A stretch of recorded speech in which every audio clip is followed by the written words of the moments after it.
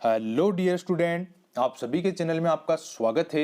आज हम पढ़ने वाले हैं रीट एसएसटी में यूनिट 8 के टॉपिक राजस्थान के उद्योग के बारे में, जिसके अंतर्गत अपन पढ़ेंगे कि राजस्थान में वर्तमान में कितनी औद्योगिक नीतियां जारी की जा चुकी है और वर्तमान औद्योगिक नीति कौन सी हैं और प्रमुख औद्योगिक स्वरोजगार योजनाएं कौन कौन सी हैं तथा सूती वस्त्र उद्योग, चीनी उद्योग और सीमेंट उद्योग, नमक उद्योग, ये अपन आज पढ़ने वाले हैं। तो ध्यान से वीडियो को जरूर देखिएगा और अगर वीडियो पसंद आए तो लाइक जरूर कीजिएगा।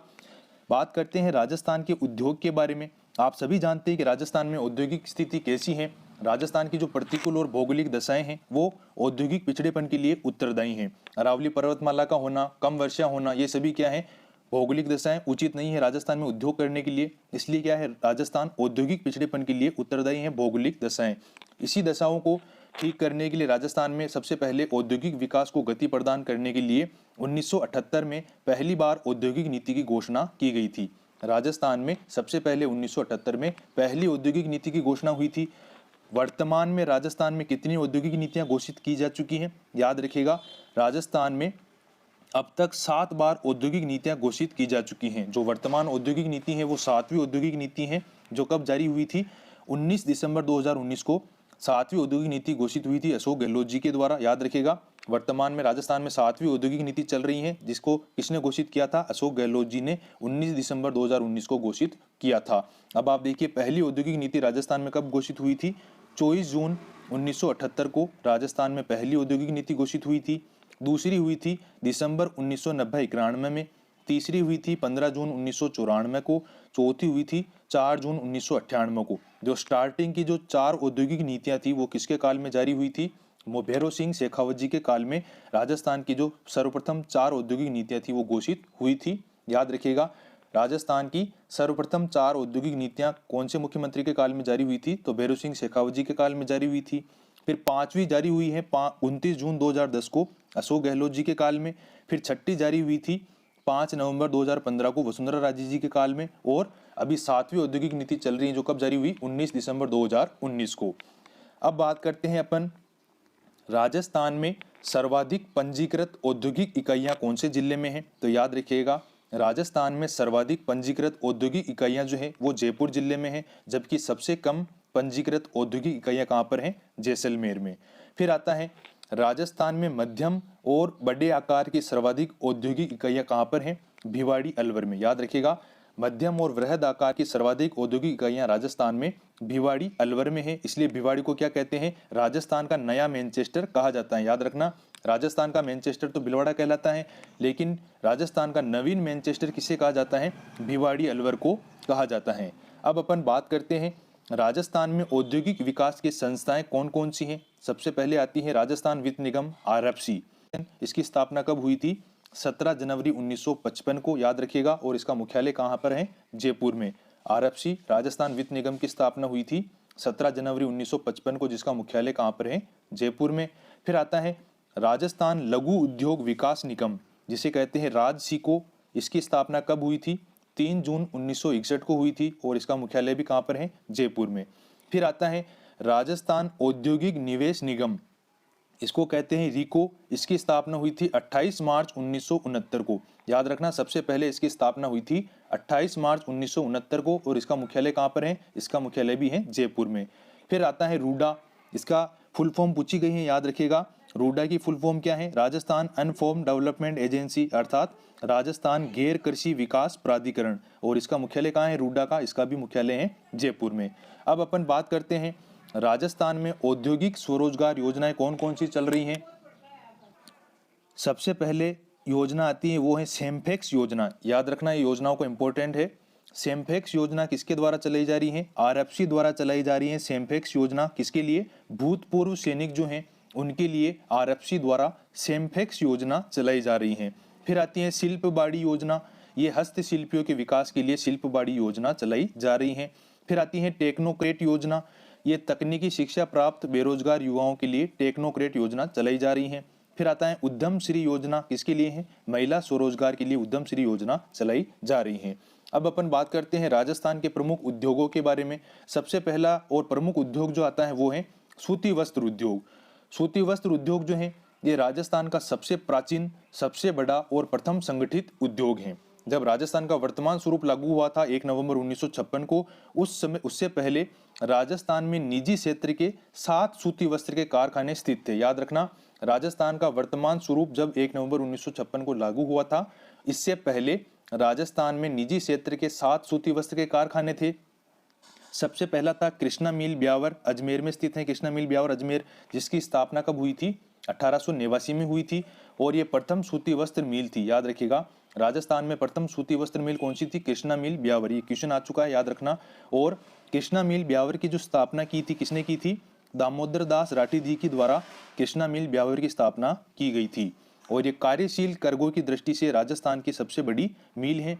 कार्यशील, यहाँ पर सबसे ज्यादा कार्य करने वाले श्रमिक हैं, तो कार्यशील कार्गो की दृष्टि से राजस्थान की सबसे बड़ी मिल कौन सी? कृष्णा मिल ब्यावर। फिर दूसरी मिल थी एडवर्ड मिल ब्यावर, 1906 में स्थापित हुई थी। फिर आई थी महालक्ष्मी मिल ब्यावर, ये 1925 में। फिर मेवाड़ मिल भीलवाड़ा 1938 में। फिर आई थी उम्मेद मिल पाली 1942। ये राजस्थान की सबसे बड़ी मिल है। याद रखना, कृष्णा मिल ब्यावर तो कार्यशील कार्गो की दृष्टि से राजस्थान की सबसे बड़ी मिल है, जबकि राजस्थान की सबसे बड़ी मिल कौन सी है? उम्मेद मिल पाली, जिसकी स्थापना कब हुई थी? 1942 में। फिर इसके बाद आती है शार्दुल मिल, ये कहाँ पर है? गंगानगर में, जिसकी स्थापना कब हुई थी? 1946 में। फिर आती है कोटा मिल, कोटा में है, जिसकी स्थापना कब हुई थी? 1956 में। राजस्थान में वस्त्र उद्योग की सर्वाधिक इकाइयां कहाँ पर हैं? भीलवाड़ा जिले में है वस्त्र उद्योग की सर्वाधिक इकाइयां, इसलिए भीलवाड़ा को क्या कहते हैं? वस्त्र नगरी, या राजस्थान का मैनचेस्टर कहा जाता है भीलवाड़ा जिले को। इसके बाद आता है राजस्थान में सहकारी क्षेत्र में स्थापित किए गए प्रमुख सूती वस्त्र उद्योग कितने हैं? 3 हैं। अब ये तो अपन ने बात की थी निजी क्षेत्र के 7 कारखाने स्थापित थे। अभी सहकारी क्षेत्र में स्थापित किए गए प्रमुख सूती वस्त्र उद्योग कितने हैं? 3 हैं। याद रखना, सहकारी, राजस्थान सहकारी कतई मिल कहाँ पर स्थित है? गुलापरा भीलवाड़ा में, जिसकी स्थापना कब हुई थी? 1965 में। याद रखना। फिर आती है गंगानगर सहकारी कतई मिल, ये कहाँ पर है? हनुमानगढ़ में। याद रखना, इसका गंगानगर नहीं, ये हनुमानगढ़ में आएगी। गंगानगर सहकारी कतई मिल हनुमानगढ़, जिसकी स्थापना कब हुई थी? 1978 में। फिर आती है गंगापुर सहकारी कतई मिल, ये कहाँ पर है? भीलवाड़ा में, जिसकी स्थापना हुई थी 1981 में। याद रखना, सहकारी क्षेत्र में स्थापित किए गए प्रमुख सूती वस्त्र उद्योग राजस्थान में 3 हैं। सबसे पहले स्थापित हुई थी राजस्थान सहकारी कतई मिल गुलापरा भीलवाड़ा, जिसकी स्थापना हुई थी 1965 में। फिर है गंगानगर सहकारी कतई मिल, ये कहाँ पर है? हनुमानगढ़ में, जिसकी स्थापना हुई थी 1978 में। फिर इसके बाद आई थी गंगापुर सहकारी कतई मिल भीलवाड़ा, जिसकी स्थापना 1981 में हुई थी। और इन तीनों सहकारी सूती वस्त्र उद्योगों पर नियंत्रण के लिए कौन सी संस्था का गठन किया गया था? 1993 में स्पिनपेड संस्था का गठन किया गया था। इन तीनों सहकारी सूती वस्त्र उद्योग पर नियंत्रण के लिए 1993 में स्पिनपेड संस्था का गठन किया गया था, जिसका मुख्यालय कहाँ पर है? जयपुर में। फिर इसके बाद आता है सीमेंट उद्योग। सीमेंट उद्योग किस पर आधारित है? आप सभी को पता है, चूना पत्थर पर आधारित उद्योग कौन सा है? सीमेंट उद्योग है। और धूसर क्रांति जो है किससे संबंधित है? क्वेश्चन आ चुका है, सीमेंट उत्पादन से संबंधित है धूसर क्रांति। विश्व में सबसे पहले सीमेंट का कारखाना कहाँ पर स्थापित किया गया था? याद रखिएगा, विश्व में पहला सीमेंट का कारखाना जो था वो 1824 में पोर्टलैंड इंग्लैंड में स्थापित किया गया था, जबकि भारत में पहला सीमेंट का कारखाना 1904 में मद्रास तमिलनाडु में स्थापित किया गया था। भारत में जो पहला सीमेंट का कारखाना स्थापित किया गया था, वहां पर सीमेंट किससे बनाया जाता था? समुद्र की सीपियों से सीमेंट बनाया जाता था। सीमेंट उद्योग का जो वास्तविक विकास हुआ वो कब से हुआ था? 1912-13 में सीमेंट उद्योग का वास्तविक विकास माना जाता है, क्योंकि 1912-13 में 3 प्रमुख सीमेंट कारखानों की स्थापना हुई थी। सबसे पहले हुई थी पोरबंदर गुजरात में, कौन सी कंपनी द्वारा? टाटा सन्स कंपनी द्वारा पोरबंदर गुजरात में सीमेंट कारखाने की स्थापना हुई थी। फिर हुई थी कटनी मध्य प्रदेश में खटाऊ कंपनी द्वारा सीमेंट कारखाने की शुरुआत। फिर हुई थी लाखेरी बूंदी राजस्थान में, कौन सी कंपनी द्वारा? क्लिक निक्सन कंपनी द्वारा सीमेंट कारखाने की शुरुआत हुई थी। राजस्थान में जो पहला सीमेंट उद्योग का कारखाना स्थापित हुआ था, कहाँ पर हुआ था? लाखेरी बूंदी में स्थापित हुआ था। राजस्थान में पहला सीमेंट उद्योग का कारखाना कब हुआ था? 1915 में स्थापित हुआ था, जबकि यहाँ से उत्पादन कब से प्रारंभ हुआ था? 1917 से उत्पादन प्रारंभ हुआ था। और इस लाखेरी बूंदी कारखाने को 1936 में एसीसी सीमेंट कंपनी ने अपने अधीन कर लिया था। और इस एसीसी सीमेंट कंपनी की स्थापना कब हुई थी? 1934 में हुई थी। और एसीसी सीमेंट कंपनी जो है, इसके द्वारा वाड़ी कर्नाटक में एशिया की सबसे बड़ी सीमेंट भट्टी की स्थापना की गई थी 2011 में। फिर इसके बाद अपन बात करते हैं राजस्थान का जो दूसरा सीमेंट उद्योग का कारखाना है वो कहाँ पर स्थापित हुआ था? सवाई माधोपुर में। पहला स्थापित हुआ था लाखेरी बूंदी में 1915 में। पहला 1915 में लाखेरी बूंदी में स्थापित हुआ था और वहां से उत्पादन हुआ था 1917 में प्रारंभ। और दूसरा जो सीमेंट उद्योग का कारखाना है ये सवाई माधोपुर में स्थापित हुआ था, जिसकी स्थापना हुई थी 1953 में। और ये एशिया का सबसे बड़ा सीमेंट कारखाना है, याद रखिएगा। एशिया का सबसे बड़ा सीमेंट कारखाना कौन सा है? सवाई माधोपुर। यहाँ पर कौन सी सीमेंट बनती है? त्रिशूल छाप सीमेंट बनती है। दूसरे सीमेंट उद्योग के कारखाने सवाई माधोपुर में, लेकिन ये 1988 से बंद पड़ा हुआ है। दूसरा सीमेंट उद्योग का कारखाना जो है सवाई माधोपुर में, ये 1988 से बंद पड़ा है। भारत में सर्वाधिक सीमेंट का उत्पादन कहाँ से होता है? राजस्थान में। और भारत में सर्वाधिक सीमेंट उद्योग कहाँ पर है? आंध्र प्रदेश में। याद रखना, भारत में सर्वाधिक सीमेंट का उत्पादन तो होता है राजस्थान से, जबकि भारत में सर्वाधिक सीमेंट उद्योग कौन से राज्य में है? आंध्र प्रदेश में। राजस्थान में सर्वाधिक सीमेंट का उत्पादन तथा सर्वाधिक सीमेंट उद्योग कहाँ पर है? चित्तौड़ में। याद रखिएगा, क्वेश्चन आया हुआ है सेकंड ग्रेड में भी कि राजस्थान में सर्वाधिक सीमेंट का उत्पादन तथा सर्वाधिक सीमेंट उद्योग कहाँ पर है? चित्तौड़ में। चित्तौड़ का जो स्थान है निम्बाहेड़ा, निम्बाहेड़ा को क्या कहा जाता है? सीमेंट हब के नाम से भी निम्बाहेड़ा को जाना जाता है।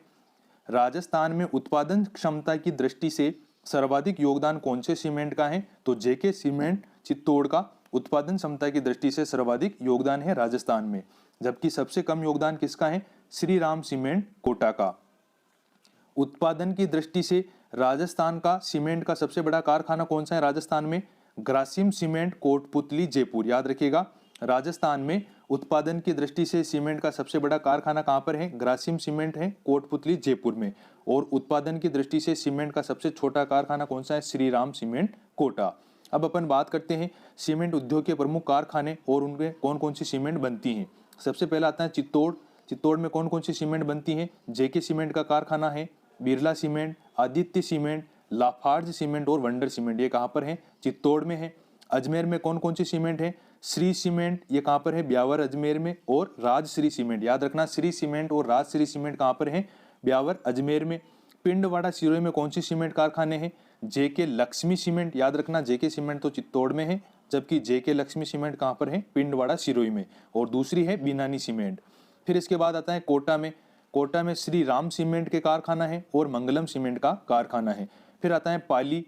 पाली में है डीएलएफ सीमेंट का कारखाना। अब अपन बात करते हैं राजस्थान में सफेद सीमेंट के कारखाने कहाँ पर हैं। तो सबसे पहले आता है जेके व्हाइट सीमेंट, जिसकी स्थापना कब हुई थी? 1984 में। कहाँ पर हुई थी? गोटन नागौर में। जेके व्हाइट सीमेंट की स्थापना 1984 में हुई थी गोटन नागौर में, जो कि सफेद सीमेंट का कारखाना है। फिर आता है बिरला व्हाइट सीमेंट। इसकी स्थापना कब हुई थी? 1988 में हुई थी बिरला व्हाइट सीमेंट की स्थापना। और कहाँ पर हुई थी? खारिया खंगार जोधपुर में।